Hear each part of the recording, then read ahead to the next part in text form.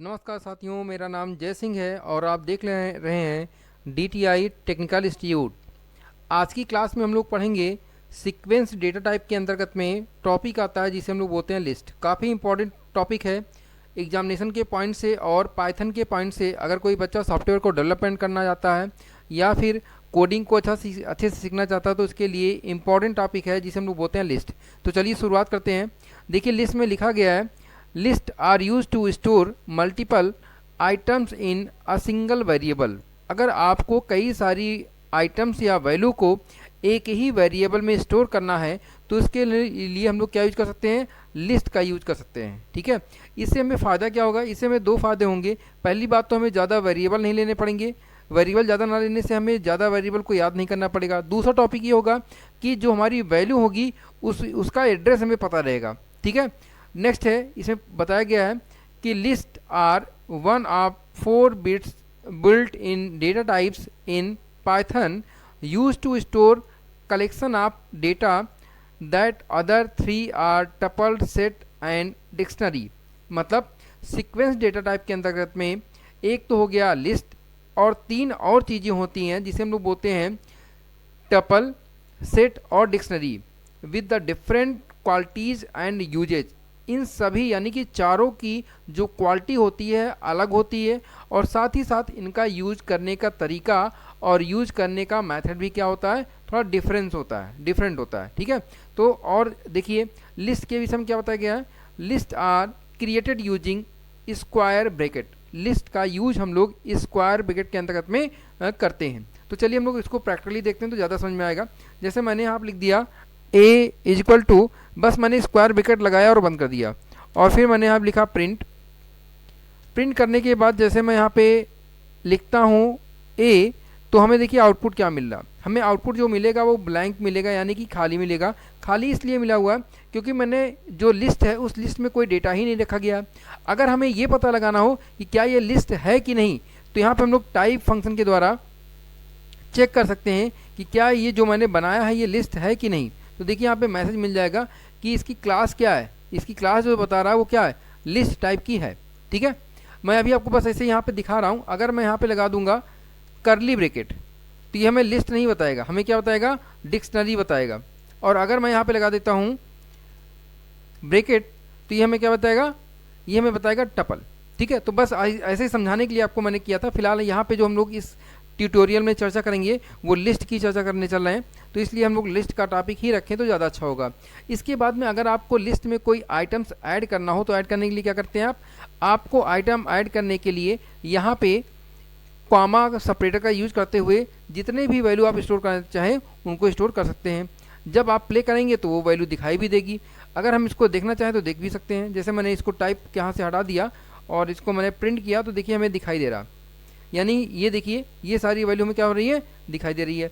इसी के साथ में अगर आप डुप्लीकेट वैल्यू इनपुट करना चाहें, ठीक है, कोई भी डुप्लीकेट वैल्यू इनपुट करना चाहें तो आपको डुप्लीकेट वैल्यू भी इसमें इंटर हो जाएगी और वो भी प्ले होगी। ऐसा नहीं कि डुप्लीकेट वैल्यू इनपुट नहीं होगी। देखिए 1 2 3 4 5 6 7 फिर 6 3 2 4 2। ठीक है, तो इस प्रकार से डुप्लीकेट वैल्यू को भी हम लोग इनपुट कर सकते हैं अपने रिक्वायरमेंट के हिसाब से। इसी तरह से अगर हमें अपने लिस्ट में कोई स्ट्रिंग वैल्यू इनपुट करना होगा या कैरेक्टर वैल्यू इनपुट करना होगा तो इसके लिए हमें करना क्या पड़ेगा, हमें वो वैल्यू को इनपुट करने के लिए इनवर्ट कॉमा का यूज करना पड़ेगा। जैसे मैंने यहाँ पर लिख दिया एप्पल, फिर कॉमा लगाया, फिर यहाँ पर लिखा मैंने बनाना। ठीक है, और यहाँ पर लिख दिया ऑरेंज। ठीक है, एक और ऐड कर देते हैं और एक ऐड कर दिया मैंने पोटैटो। ठीक है, इतनी वैल्यू मैंने ऐड कर दी और जब इसको हमें प्ले करेंगे यानी कि डिस्प्ले करेंगे तो देखिए सारी चीज़ें लिस्ट में दिखाई दे रही है, Apple, banana, orange and potato. तो इस प्रकार से आप कोई भी वैल्यू को इनपुट कर सकते हैं। इसी तरीके से अगर आपको आपके पाइथन की लिस्ट में वैल्यू इनपुट करनी है लेकिन मल्टी डायमेंशनल में, तो मल्टी डायमेंशनल में अगर वैल्यू को इनपुट करनी है तो बस कुछ करना नहीं है, ज़्यादा परेशान होने की जरूरत नहीं है। बस यहाँ पे एक ब्रैकेट और लगाइए, स्क्वायर ब्रैकेट। ठीक है, यहाँ पे मैं मल्टी डायमेंशनल यूज़ कर रहा हूँ, थोड़ा सा साइज को डिक्रीज कर दें ताकि आपको अच्छे से दिखाई दे। यहाँ पे एक मैंने स्क्वायर ब्रैकेट और लगाया और यहाँ पे ब्रैकेट को मैंने क्लोज कर दिया, ठीक है। फिर से यहाँ पे ओपन किया गया और इसको ओपन करने के बाद लास्ट में क्लोज कर दिया गया, ठीक है। बस यही टॉपिक हम लोगों का होता है। अगर आपको यूज करना है मल्टी डायमेंशनल के लिए तो मल्टी डायमेंशनल में देखिए, एक डायमेंशनल हमारा ये बन गया और दूसरा डायमेंशनल हमारा ये बन जाएगा, ठीक है। इसी प्रकार से अगर आपको मिक्स्ड वैल्यू का यूज करना हो तो मिक्स्ड वैल्यू को भी यूज किया जाता है। तो चलिए मिक्स्ड वैल्यू का प्रैक्टिकल देख लेते हैं कि मिक्स्ड वैल्यू कैसे यूज करेंगे। जैसे मैंने यहाँ पर लिख दिया 1, फिर कॉमा लगा दिया, फिर यहाँ लिखा मैंने DTI, ठीक है, DTI लिख दिया। नेक्स्ट अगर हमें कोई फ्लोट वैल्यू लेनी हो तो फ्लोट वैल्यू भी ले लेते हैं हम लोग, फ्लोट वैल्यू भी हमारी आ गई। बूलियन टाइप की वैल्यू अगर लेना हो तो हम लोग बूलियन टाइप की वैल्यू भी ले लेते हैं। यहाँ पे ट्रू लिखा गया है, ये हमारी बूलियन टाइप की वैल्यू हो गई है। अगर हमें और भी चीज़ें लेनी होती है तो हम लोग अपने अकॉर्डिंग और भी चीज़ों को सेट कर सकते हैं। जैसे मैं यहाँ पे इसको भी लिख लिया और जब मैं प्रिंट करूँगा तो देखिए हमारी चीज़ें क्या आ गई, यहाँ पे इंटीजर, स्ट्रिंग, फ्लोट सारी वैल्यू हमारे पास आ गई हैं। तो इस प्रकार से अगर आपको मिक्स्ड वैल्यू भी इनपुट करना होगा तो आसानी से इसमें इनपुट किया जा सकता है, ठीक है। नेक्स्ट टॉपिक चलते हैं हम लोग। नेक्स्ट एक नया टॉपिक है जिसे हम लोग बोलते हैं लिस्ट फंक्शन। जो हमारी लिस्ट होती है, हम लिस्ट तैयार करने जा रहे हैं लिस्ट फंक्शन के द्वारा। तो लिस्ट फंक्शन के द्वारा कैसे तैयार करते हैं ये हम लोग देखते हैं। जैसे मान लीजिए मैंने यहाँ लिखा, एक वेरिएबल लिया, उसका नाम रखा एज का टू लिख दिया मैंने DTI टेक्निकल इंस्टीट्यूट,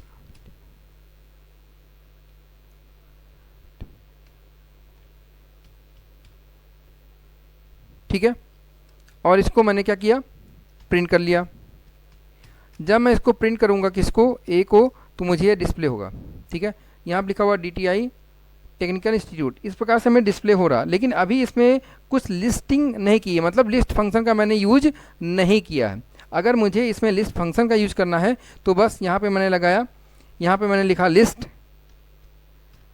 और इसके बाद में ब्रैकेट को ओपन किया और देन ब्रैकेट को क्लोज कर दिया, ठीक है। देखिए अब हमारा आउटपुट क्या हो जाएगा, चेंज हो जाएगा। जैसे मैंने यहाँ लिखा, थोड़ा सा ये बड़ा हो गया तो थोड़ा सा इसको छोटा कर लें तो ज़्यादा समझ में आ जाएगा। मैटर ज़्यादा बहुत बड़ा है तो थोड़ा सा क्लियर कम होगा। इसको हम यहाँ पर लिखते हैं प्रयागराज, ठीक है। प्ले करेंगे तो देखिए यहाँ पे क्या आ गया, PRAYAGRAJ,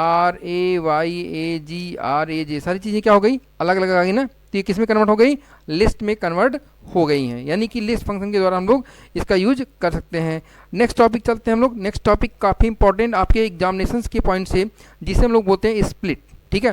काफ़ी बार पूछा जाता है और इसका यूज भी थोड़ा सा लोग समझते कम है, तो इसको समझते हम लोग अच्छी तरीके से।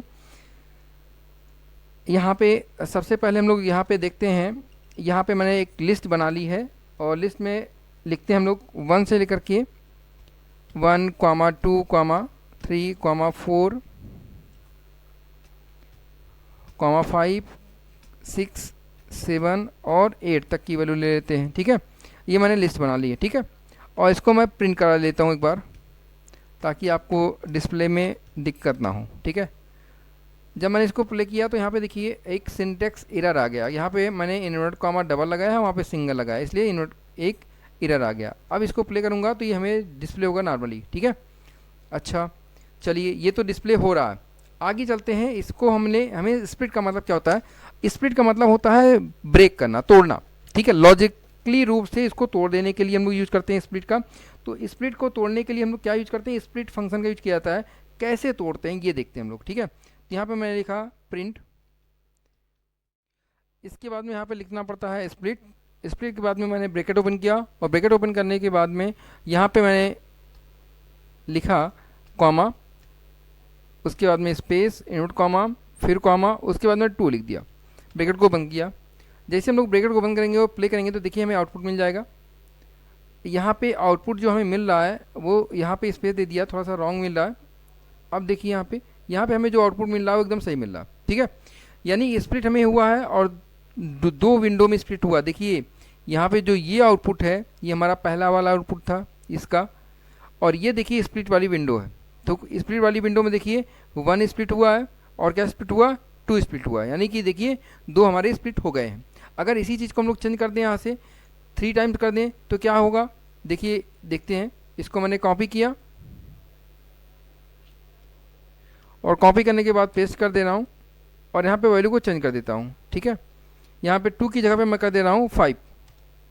ठीक, और प्ले करता हूँ तो देखिए यहाँ पे जो वैल्यू स्प्लिट हुई है वो 5 टाइम की स्प्लिट हुई है, 1 2 3 4 5 यहाँ तक की वैल्यू स्प्लिट हुई है। देखिए 6 पूरी स्प्लिट नहीं हुई है, ठीक है, वो उसके पहले तक है। यानी कि ये हो गया हमारा मेथड स्प्लिट करने का तरीका। किसी भी चीज़ को यानी किसी भी लिस्ट को हम कैसे स्प्लिट करते हैं ये आसानी से किया जा सकता है। तो इस प्रकार से आप भी स्प्लिट को अच्छे से कंप्लीट कर लीजिएगा।